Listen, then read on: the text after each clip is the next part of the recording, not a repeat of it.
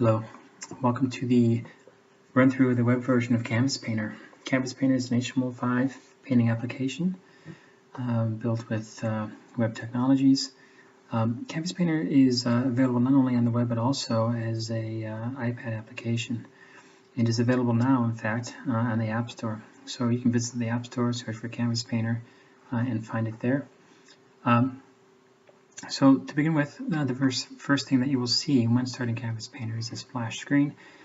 There is, of course, this handy button here for documentation, so you can go directly to the docs and learn how to use the various tools in some more depth than what I'll be providing here today.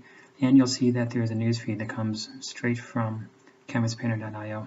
So let's start painting something here. You can see that you can just start drawing on the screen as I'm doing, but what you really want to do is to go directly to the gallery and to either select a canvas or create a canvas to work within. And the reason for that is that you can't save something if you haven't already selected a canvas to save to. So it's very important not to spend an awful lot of time trying to be creative, only to find out tens of minutes, hours later, that you can't save what you've done. So be sure to always open up the gallery and to either create a new canvas or to select a canvas. As we see here, there are 3 canvases that have been previously created. None of them are selected. So I'll go ahead and select one now. Let's try Hello 2 here. And immediately you'll see that this canvas preview on the right has updated. If there was something in this canvas that was saved previously, you would see it here to the right in this preview. I know that there is some art here in my test canvas, so if I click on that, you'll see that it is displayed here in preview for you. I haven't yet selected this, so if I go ahead and hide it, you see that it's not here on the screen. Going back to the gallery, if I want to load the test canvas, I do have to click on the load button. Doing so reloads that art onto the screen. You can see that it totally replaced what was there previously. And the other thing to note here is that by loading this canvas and setting that as the current canvas to draw on, that I have a green selection dot here. And I can preview some other canvases if I like. And it won't affect what's currently selected. If I close this and get back, you can see that what I selected previously is already here. So let's start by clearing out this canvas. I'm going to click on the clear button. It's going to ask me if I'm sure I am, and there it goes, it's gone. So when I show CanvasPainter to people, I usually go through the same thing, which is quickly going through the paintbrushes, then going through how to use colors, select colors and save them, selecting a compositing operation, drawing on the screen, and then running through some filters. And then finally showing how to save the work to date. So I'll start that now, clicking on the brush here. We get a brush panel which has a variety of different brush types in here. The first one is just the roller brush. Next one are all the bitmap brushes that are currently provide stock within the application. And you can see here the selection dot. Recall that I just mentioned that selection dot for the gallery. The same thing applies here. If you see a little dot on a brush, that means that it's currently selected. You'll notice too as I select on these brushes that the preview box here updates. And if I change the weight of this brush, you can see that the weight changes there as well. Since I've let go of the weight slider here, you can see the preview went away. If you want it to stick around, you just click on the paintbrush preview. And there it is, it's sticky, no longer going away. The next brush is circle, square, and then the star brush. Now the star brush is kind of unique insofar as you can do more than just change the size. You can also change the number of points on the star, right? And you can change how long the star points are. You can change, that value there.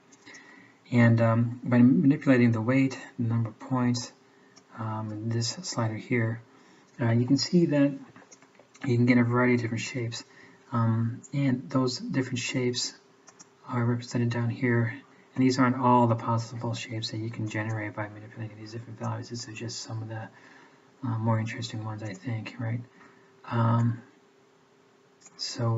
Yeah, so that's what that is there. The final brush is the eraser brush, and it does what you think it does. It erases stuff on the screen. Going back to star brushes, I like to start out here, so I'm going to select this one. I'm going to change a little bit about it. Let's see. I'm going to pin this so I can see interactively what I'm doing. I think we'll make that smaller. That looks good. I'll just stop there.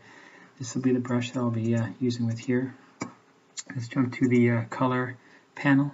It's got a color wheel. You can click and drag. You can see that the color beneath my cursor is updating on the right. In the upper left hand corner we have the ability to select a lighter color wheel, and we can click back and forth, and you can again notice here the gray selection dot denoting what's currently selected. Moving over here, as you might expect, RGBA sliders, so you can manually adjust colors. And right away you can notice as I'm manipulating color here, I can see what that color is doing to my brush. So I get that quick brush preview. If I'm happy with this color, I can go ahead and click on the droplet here, and that creates a color swatch. If I were to save this project, this swatch is now associated with the project. And so if I load this up at some later date, I can easily get back to this color by tapping on it. Swatch management is pretty easy. Really the only thing you can do is delete the swatch after creating one. If you long press the swatch, you can see that it animates, letting you know that something unique is happening here. It's got the red X. So what's happening here is that we can delete it, and it's asking us if that's what we want to do. So you can see selecting colors and save them for later use are pretty easy. I'm going to select a dark color here, that purple. I'm going to modify the alpha here, and I'll save it just for the heck of it. And here it is. One thing here, you might be curious as to why this is split in two parts here. The top part denotes just the solid color without any alpha transparency applied to it. The bottom part is that color with the alpha. You can see that it's got a very small alpha, so it's almost transparent. I'm going to select a different color here just so you can see the difference. So I'm going to select the transparency that's not so transparent. I'll save that swatch, and you can see that this transparent area matches very closely the preview that we have up here, and as well you can see what the pure color is, the color without any transparency applied to it. And we think that this is just the better way to show you what the color swatch is, right? Both just the straight out color, the whole color without any alpha, and then the alpha. Otherwise, you can imagine if you have a very light alpha value, if this whole thing represented the color, you wouldn't know what color that was. So that's why we split this in half. So I'm going to select this color and jump over to, let's see, compositing. I'm going to select lighter, and now I'm going to draw on the screen. You can see it's doing some interesting things here, right? I'm going to go back to brushes, and I'm going to crank up the number of points. Put that away and draw some more. That's kind of cool. I'm going to go back, crank up the alpha, go to the brush. Make this a little heavier. I think the point's a little too long, so I'm going to bring that in. Okay, now I'm going to paint. Okay, so that's kind of a neat thing, right?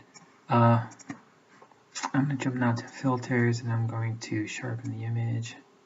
And hopefully all these little lines will start to pop out, right? All the tines in the star should pop out a little bit as soon as I apply this. And yeah, they're much more sharp. I can go through and I can apply a number of other filters here if I wanted to. And one thing to note about the filters is that there isn't really a preview other than applying it to your canvas. So if I didn't like this filter and I wanted to undo it, I would go up here and click on the undo button, and that would revert the filter that I just ran. So I'm going to paint with a different color here real quick. Okay. And so now let's go to the color picker. This allows you to select a color that is on the canvas. So if I click and drag, or press and drag if you're on the iPad, you can see in the upper hand corner the color that is currently under my cursor or finger. So that's another way to select a color. You can select a color that's directly from the canvas, be it an image or whatever you may have painted down there. This is the save button, so I'll go ahead and save this. It's been saved. I go back to the gallery, and in the preview for this currently selected project, I can see what I just saved. So I'll put that away. And the last thing here is the settings panel, and a few different things here to set to match any preferences that you have. For example, the show alpha value on swatch, if I were to disable that and go back to the color panel, you would see that that value down here is gone. You may or may not prefer that, it's up to you. Something that's, I think, important to note is that we have a current settings table here. This shows you all the settings that you currently have, what's in force, right? So if I'm painting on the screen and I want to know how I got this without having to click through every single panel, I can just go here and I can get a quick snapshot of all my settings in one spot. What CanvasPainter will do for you in the future is enable you to actually save this as a preview, or I'm sorry, as a preset rather. So a brush preset. So you can eventually, you'll be able to save any number of brush presets for your current project. And so that's it. That's the quick run through of CanvasPainter. There's more here. Please go to canvaspainter.io to read more about CanvasPainter and its features. Thanks so much.